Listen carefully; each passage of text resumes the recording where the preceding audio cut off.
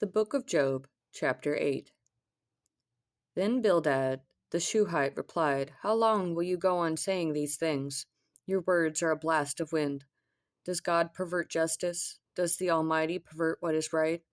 Since your children sinned against him, he gave them over to their rebellion. But if you earnestly seek God and ask the Almighty for mercy, if you are pure and upright, then he will move, even now, on your behalf, and restore the home where your righteousness dwells. Then, even if your beginnings were modest, your final days will be full of prosperity. For ask the previous generation and pay attention to what their ancestors discovered. Since we were born only yesterday and know nothing, our days on earth are but a shadow.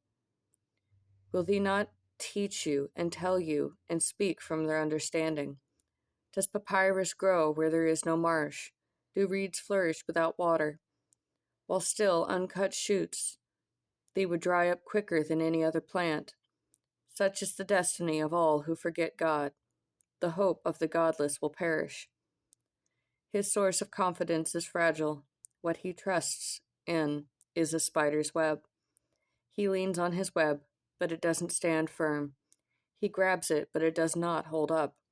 He is a well-watered plant in the sunshine. His shoots spread out over his garden. His roots are intertwined around a pile of rocks. He looks for a home among the stones. If he is uprooted from his place, it will deny knowing him, saying, "I never saw you." Surely this is the joy of his way of life, yet others will sprout from the dust. Look, God does not reject a person of integrity, and he will not support evildoers. He will yet fill your mouth with laughter, and your lips with a shout of joy. Your enemies will be clothed with shame. The tent of the wicked will no longer exist. Then Job answered, "Yes, I know what you said is true. But how can a person be justified before God? If one wanted to take him to court, he could not answer God once in 1,000 times. God is wise and all-powerful. Who has opposed him and come out unharmed? He removes mountains without their knowledge, overturning them in his anger. He shakes the earth from its place so that its pillars tremble. He commands the sun not to shine and seals off the stars. He alone stretches out the heavens and treads on the waves of the sea. He makes the stars, the Bear, Orion, the Pleiades, and the constellations of the southern sky. He does great and unsearchable things, wonders without number. If he passed by me, I wouldn't see him. If he went by, I wouldn't recognize him. If he snatches something, who can stop him? Who can ask him, 'What are you doing?' God does not hold back his anger. Rahab's assistants cringe in fear beneath him. How then can I answer him, or choose my arguments against him? Even if I were in the right, I could not answer. I could only beg my judge for mercy. If I summoned him and he answered me, I do not believe he would pay attention to what I said. He batters me with a whirlwind and multiplies my wounds without cause. He doesn't let me catch my breath, but fills me with bitter experiences. If it is a matter of strength, look, he is the powerful one. If it is a matter of justice, who can summon him? Even if I were in the right, my own mouth would condemn me. If I were blameless, my mouth would declare me guilty. Though I am blameless, I no longer care about myself. I renounce my life. It is all the same. Therefore I say, he destroys both the blameless and the wicked. When catastrophe brings sudden death, he mocks the despair of the innocent. The earth is handed over to the wicked. He blindfolds its judges. If it isn't he, then who is it? My days fly by faster than a runner. They flee without seeing any good. They sweep by like boats made of papyrus, like an eagle swooping down on its prey. If I said I will forget my complaint, change my expression and smile, I would still live in terror of all my pains. I know you will not acquit me.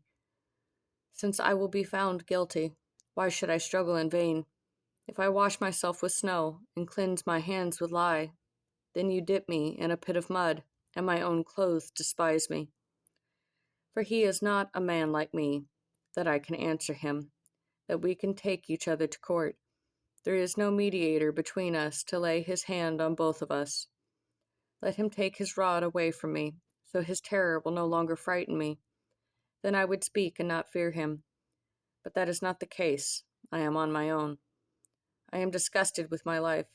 I will give vent to my complaint and speak in the bitterness of my soul. I will say to God, do not declare me guilty.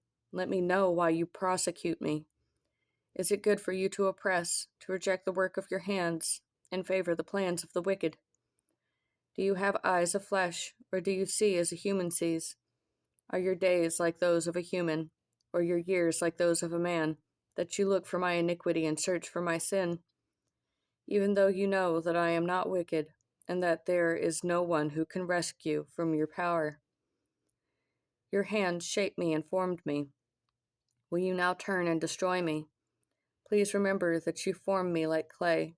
Will you now return me to dust? Did you not pour me out like milk, and curdle me like cheese?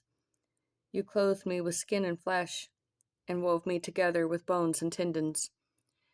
You gave me life and faithful love, and your care has guarded my life. Yet you concealed these thoughts in your heart. I know that this was your hidden plan. If I sin, you would notice, and would not acquit me of my iniquity. If I am wicked, woe to me. And even if I am righteous, I cannot lift up my head. I am filled with shame, and have drunk deeply of my affliction. If I am proud, you hunt me like a lion, and again display your miraculous power against me. You produce new witnesses against me, and multiply your anger toward me. Hardships assault me, wave after wave. Why did you bring me out of the womb? I should have died and never been seen.